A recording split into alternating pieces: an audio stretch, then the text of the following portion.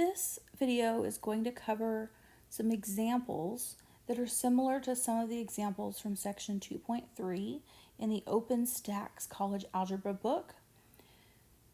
So I think we have 5 examples. We'll just go through these. It'll give you an idea of some of the different types of application problems that you may see. So for the first one, find the dimensions of an American football field. The length is 200 feet more than the width, and the perimeter is 1,040 feet. Find the length and width. Use the perimeter formula given.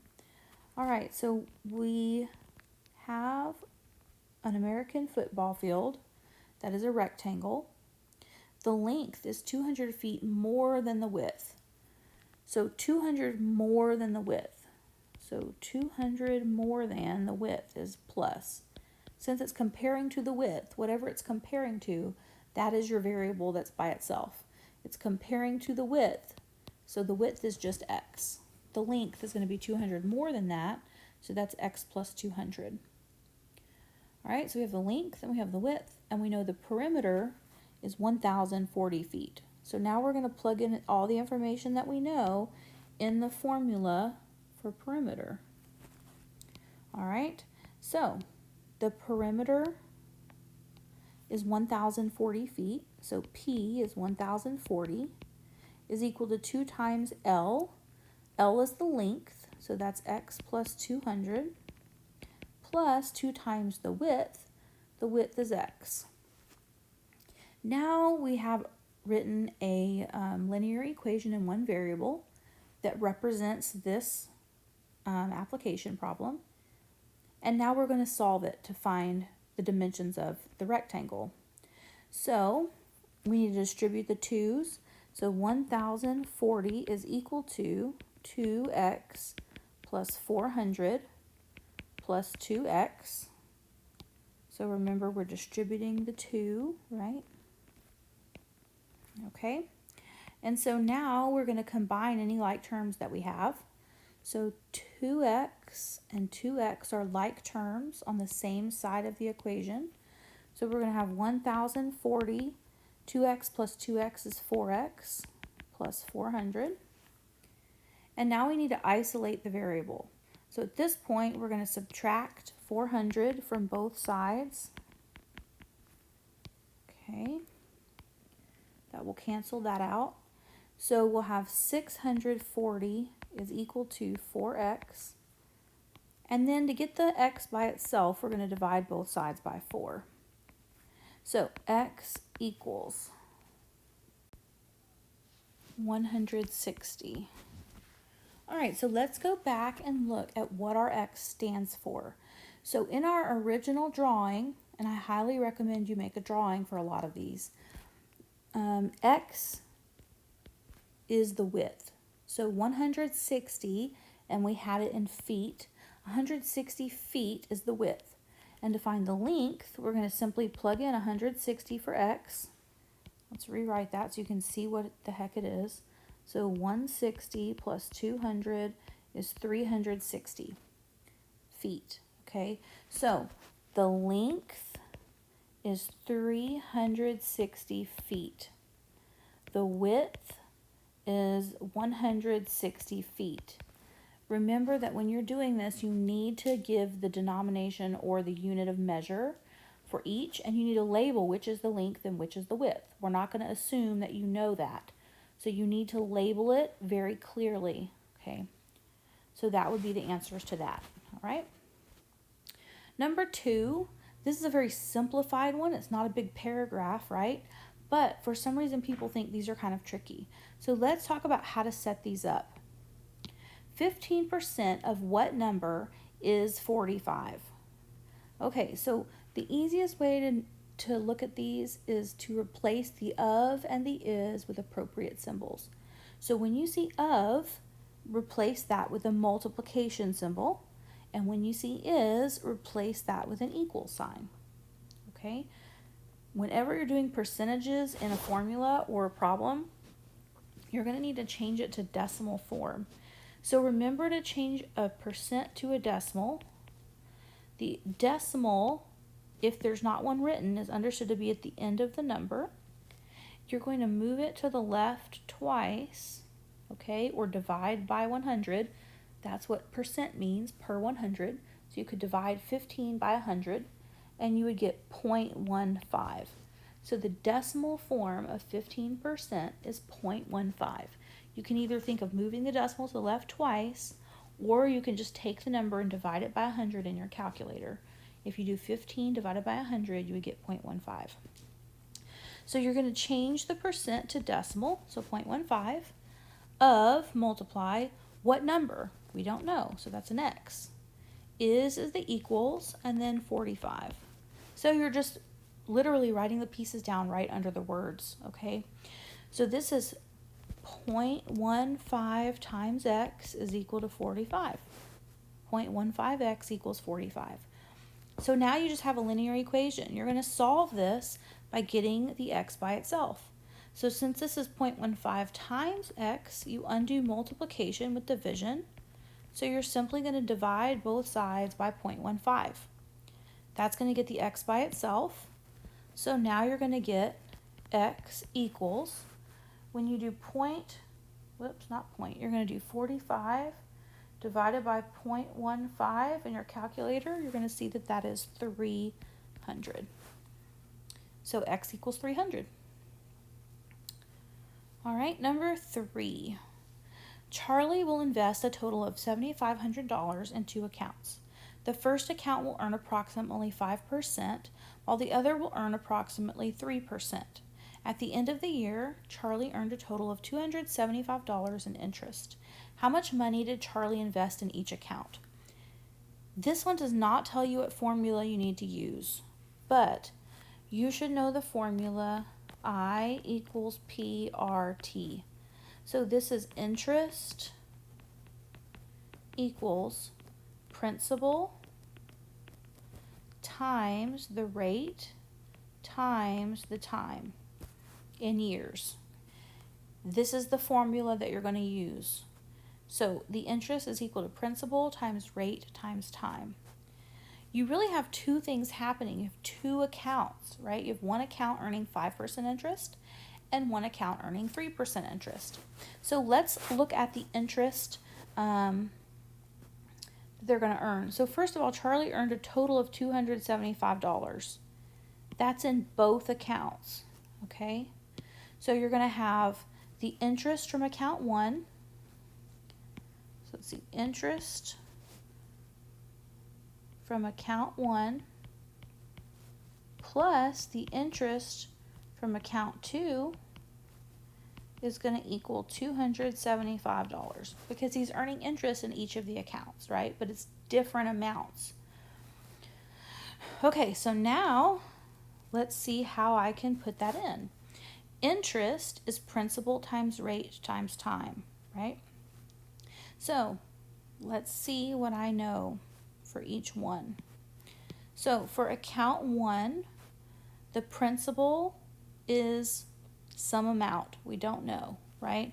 The total amount is $7,500. So let's say in the first account he invests X. So we're going to say the principal is X times the rate is 5%. So 5% is a decimal, is 0.05 times the time is 1 year. All right, so that's account 1. Okay, so let me see. Account 1 is in blue. Account 2 is going to be in green. Okay, so account 2 is 3% interest. And however much he invested in the first account, we're going to take that away from the $7,500. Okay, so if he had a total of $7,500 to invest, you're going to subtract X from that because you already invested X in account 1. So whatever's left over is what you're going to invest in account 2. So you just take the total and subtract X. That gives you the amount left for account 2. The interest rate in this one is 0.03 as a decimal. And again, it's after 1 year. Okay, so now we have equals, the total interest is 275. So now we have a linear equation in one variable, we just use x, and we just need to go through and solve this equation. So that sounds simple, right? This is pretty complicated. So what we want to do now is multiply all of this together. So 0.05 times 1 times x is simply 0.05x. So that simplifies that part.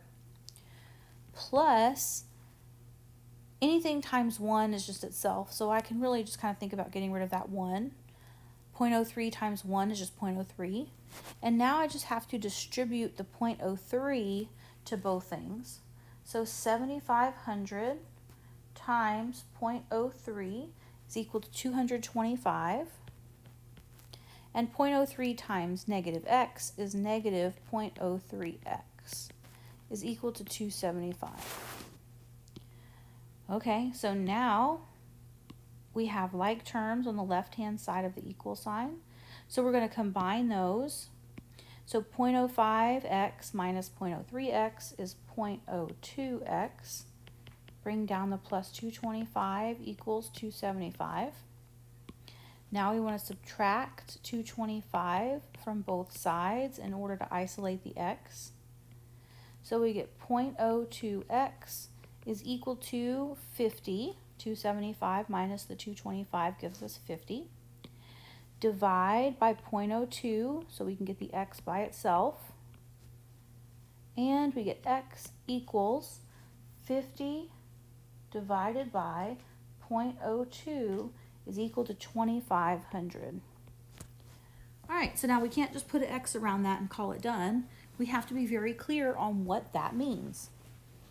So the x, let's look in our original equation. The x was the amount I invested in account 1, which earns 5% a year. So we can say he invested $2,500 in the account earning 5%. All right. And then to find the amount he invested in account 2, we just do 7,500 minus 2,500. So that would be 5,000. So he invested $5,000 in the account earning 3%. That would be our solution. So again, you need to be really clear when you're writing your solution.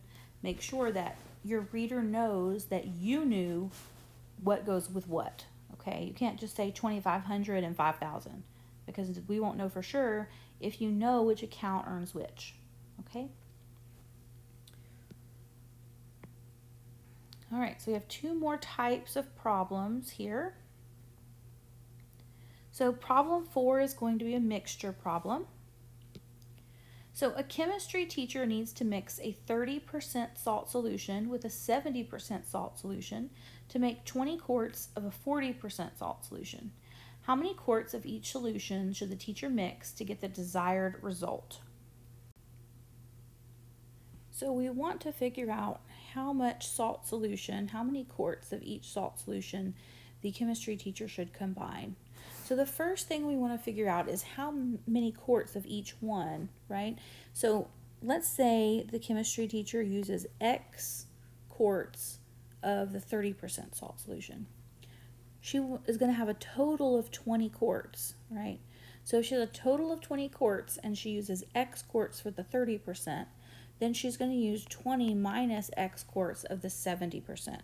So similar to what we did in the money problem, the previous problem, you're going to take the total and subtract off what you used, and that'll tell you how many quarts you actually used for the other one.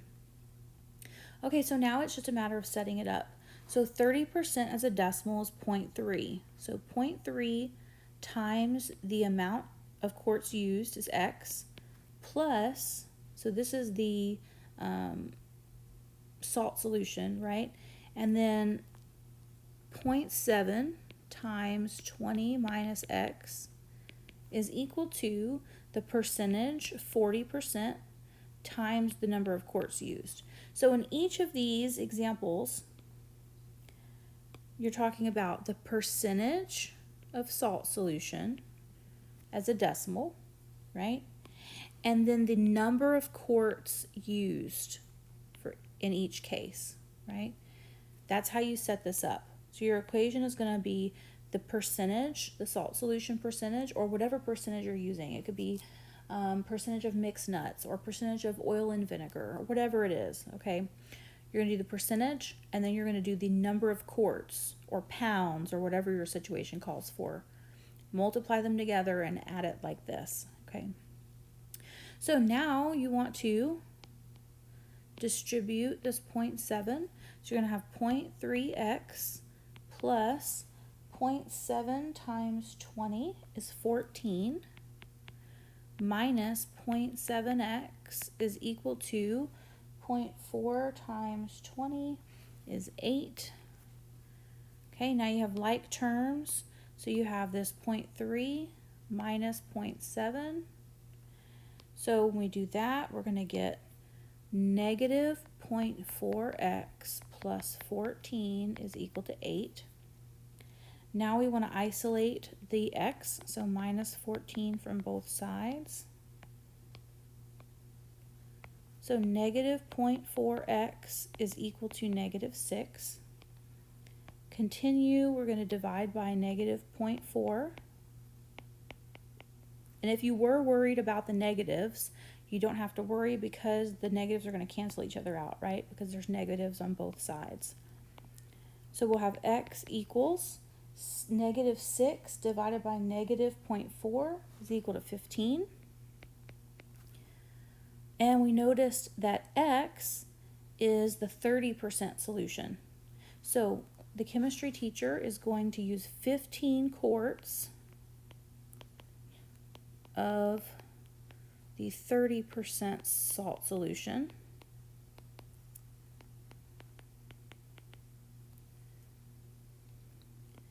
And if she wants 20 quarts total, she used 15 for the 30%. She's going to use 5 quarts of the 70% salt solution.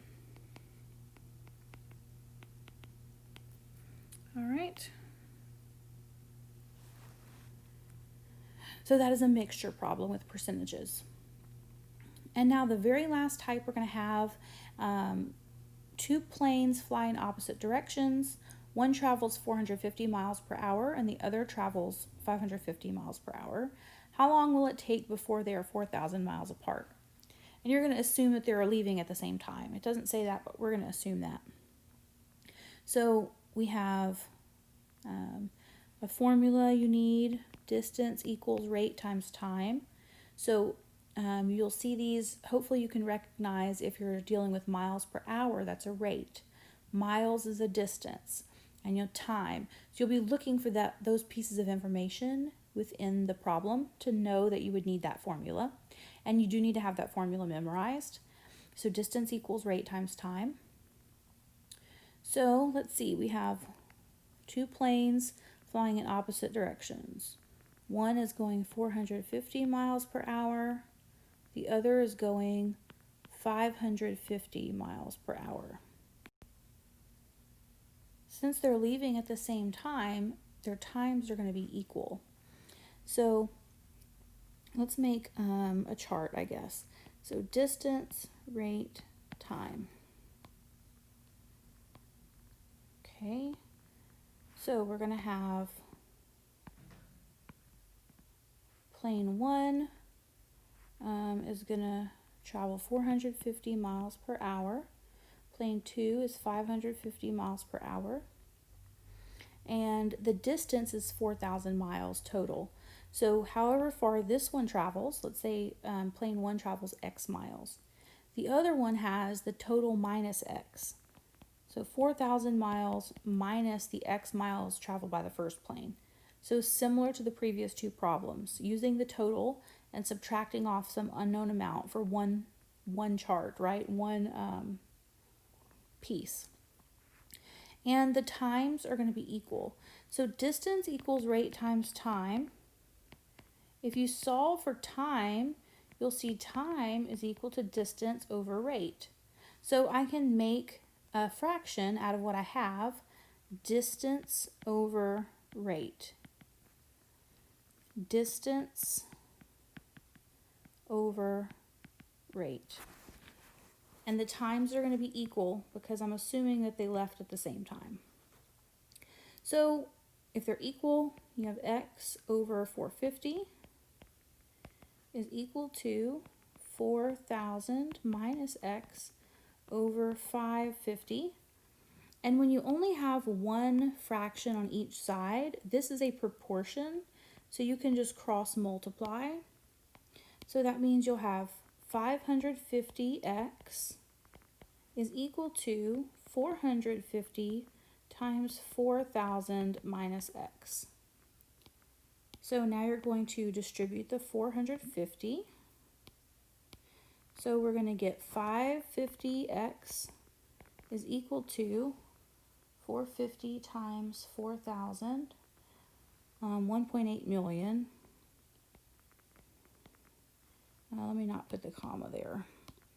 So 1.8 million minus 450x. Okay, now I'm going to add 450 to both sides because I want the x's to be together. All right, so I'm running out of space. I'm going to move up here.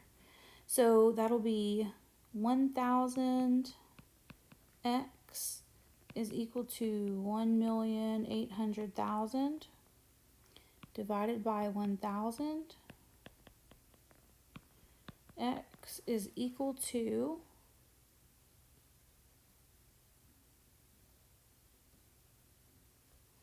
1,800. All right, so 1,800 is x. Is that the answer? No, because x is the distance, right? So the x that I used here is the distance. So 1,800 is the distance. The question asks us how long it will take before they're 4,000 miles apart. So I actually need to find the time. So I need to find this information. So I'm going to plug in the 1,800 and figure out what I get. So 1,800 divided by 450 is 4. And remember that this time, since it was in miles per hour, the time is hours. So it will take 4 hours for the planes to be 4,000 miles apart.